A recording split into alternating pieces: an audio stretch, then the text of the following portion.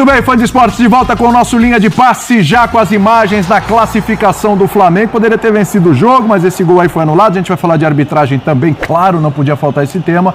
Mas o Flamengo passou, chega a mais uma decisão de Copa do Brasil, vai enfrentar o Atlético Mineiro e fica viva a esperança aí para o Flamengo, André Kfouri, de não passar o ano em branco, né? Depois de tantas frustrações, continua a esperança de abocanhar pelo menos um título aí, porque o ano passado não conseguiu nenhum, André. Tudo bem? Tem razão. Tudo bem, William? Tudo bem, Fernando? Tudo bem, professor Celso Unzelt? Uma ótima noite, né? Já é noite. Já é noite, após as 6 da noite. Aos nossos amigos e amigas, o Flamengo se classificou com total justiça, com seus méritos indiscutivelmente, assim, claros, principalmente a partir do momento em que perdeu um jogador com a expulsão correta do Bruno Henrique, antes da meia hora de jogo. Mas algumas coisas no futebol são contraditórias, até paradoxais, por isso é um jogo tão interessante e nos cativa de tantas formas, né? O que foi que manteve o Flamengo hoje, digamos, acho que sem exagero, no controle do jogo mesmo com um homem a menos? No sentido de fazer o jogo que lhe interessava, não sofrer tanto, não ceder tanto espaço e, consequentemente, tantas oportunidades ao Corinthians. Além dos defeitos do Corinthians, que nós vamos falar daqui a pouco, que também ficaram claros hoje, mas o que foi que manteve o Flamengo na rota da classificação? A qualidade individual de determinados jogadores em campo. Como o Gerson, por exemplo. Porque se o Flamengo não fosse uma equipe composta, e isso foi durante muito tempo e continua sendo utilizado para criticar o time do Flamengo, né? Porque o Flamengo não joga coletivamente aquilo que o potencial técnico de vários dos seus jogadores sugere, né? A reunião desses jogadores talentosos do ponto de vista técnico, isso não se discute. Mas hoje foi a qualidade desses jogadores, aqueles que estiveram em campo, depois da substituição feita pelo Felipe Luiz, tirando o Gabriel Barbosa logo depois da expulsão do Bruno Henrique. O Flamengo, pela qualidade técnica dos seus jogadores, fez com que, na maior parte desse período, nós estamos falando de 27 do primeiro tempo, até o fim do segundo tempo, com os com os acréscimos, a diferença numérica de jogadores em campo praticamente não foi notada. Não mesmo. Porque o Corinthians jogou mal em vantagem numérica, não se discute, mas o Flamengo, pela qualidade individual técnica de alguns jogadores, conseguiu manter a bola, conseguiu ser perigoso, conseguiu preocupar o Corinthians, conseguiu fazer o jogo ir até o final com o resultado que lhe interessava. Mas a gente tem muita coisa para falar também sobre o que o Corinthians poderia ter feito e não conseguiu. Sem dúvida, o Corinthians que chutou mais a gol, acertou mais bolas no alvo, etc. Mas a gente vai analisar um pouco dessa qualidade do jogo do Corinthians. Agora, dona, o André tocou num ponto interessante, a questão das substituições. Na redação a gente teve opiniões diferentes. Mas olha só, ele já está perdendo o Bruno Henrique, ele vai tirar o Gabigol, mas ele vai perder o poder ofensivo, está colocando o Fabrício Bruno e ele vai chamar o Corinthians. Ainda tem mais 70 minutos de jogo, ele vai chamar o Corinthians e tal. E no segundo tempo teve a substituição ali porque o De La Cruz acabou se machucando também. Mas no final das contas, né, claro, aí vem o engenheiro de obra pronta, né, dona? Mas me parece que as substituições foram corretíssimas. O Flamengo teve sim o controle do jogo, aquilo que se propôs a fazer, fez com muita eficiência. Boa noite, William, boa noite, professor, André, fã do esporte. Deu muito certo na estratégia do Felipe Luiz, ele foi muito ágil na estratégia, tirando o Gabigol, muito rápido, já botou uma linha de 3, né, os laterais fechando e se defendendo com uma linha de 5. E dessa forma o Flamengo conseguiu controlar em vários momentos o território, não correu riscos.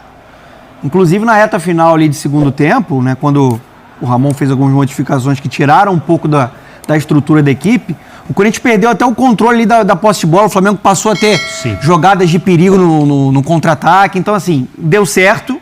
É importante falar, não só hoje, no confronto o Felipe Luiz foi melhor do que o Ramon. Principalmente no primeiro jogo. Porque o primeiro jogo já foi uma produção muito acima de 1-0, né, uma outra cara, uma outra postura da equipe, mais agressiva, pressionando, sufocando o Corinthians, perdendo muitas oportunidades. E hoje, em um cenário muito complicado, jogando fora de casa, uma expulsão absolutamente desnecessária e infantil do Bruno Henrique com 28 minutos do primeiro tempo.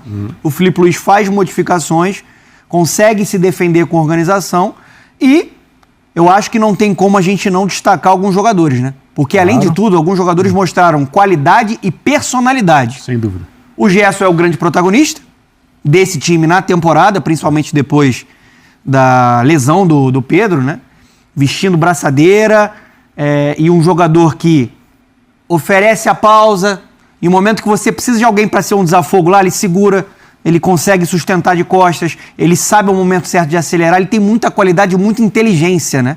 Uma partida monstruosa dele. O Wesley questionado, muito bem no jogo. Um jogador que conseguia atacar o corredor, ajudar na marcação e também ser um jogador de velocidade.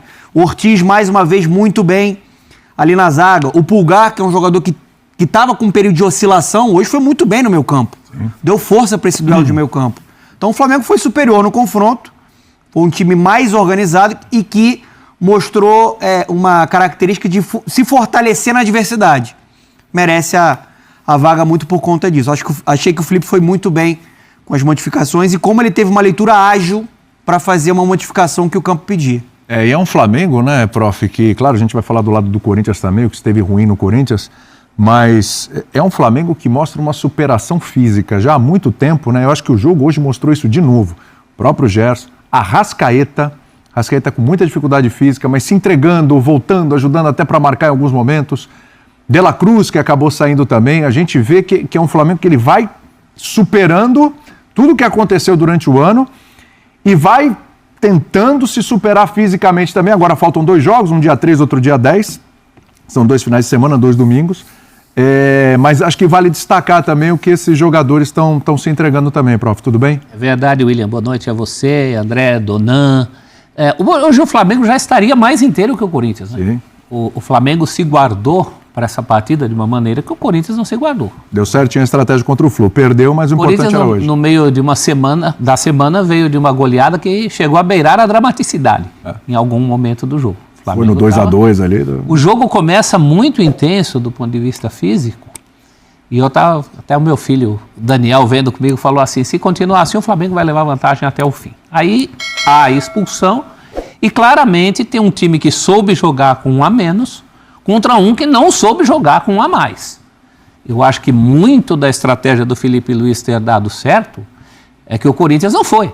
Não foi do jeito que se pensava que poderia ir. Pelo menos do ponto de vista quantitativo. Do ponto de vista qualitativo, não há dúvida de que o Flamengo é melhor que o Corinthians. Esse jogo mostrou isso. Né? O Flamengo não é o tipo de time que fica com 10 anos e fica rebatendo bola para o adversário toda hora. Ao contrário, ele ficava com a bola.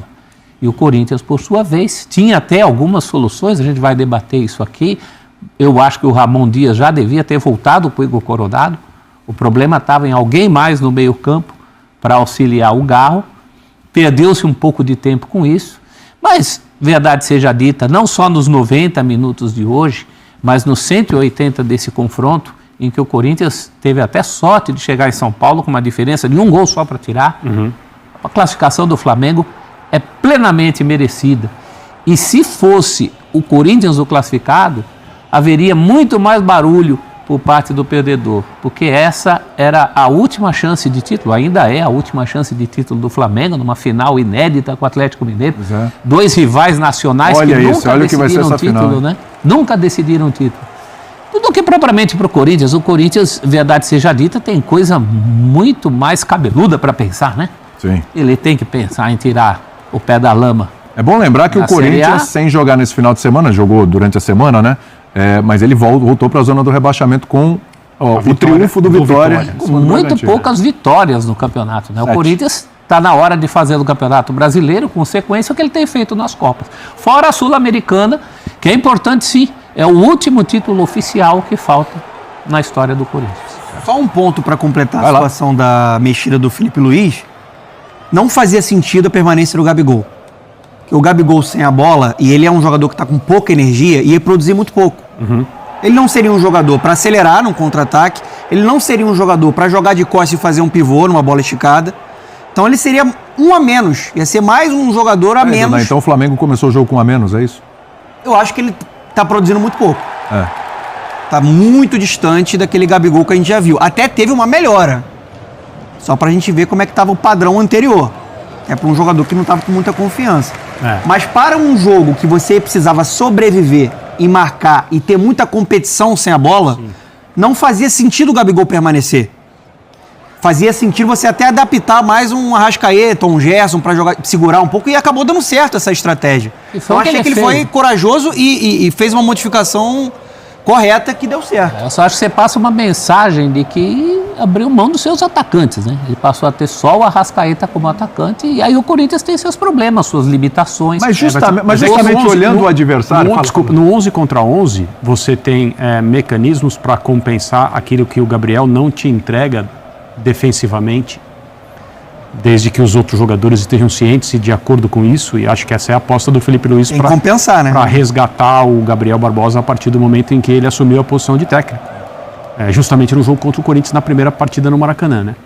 Quando, aliás, o Ramon foi ao campo com uma escalação que não tem explicação e jamais terá. Então, quando o professor Celso Zelt for atualizar os livros do Corinthians que ele já escreveu, ele vai ter que colocar ali.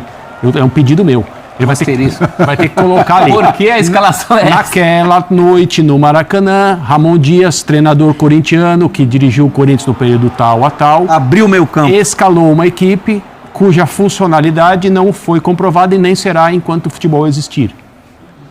Principalmente levando em conta as características dos jogadores do Corinthians e aquilo que vinha dando certo até aquele momento.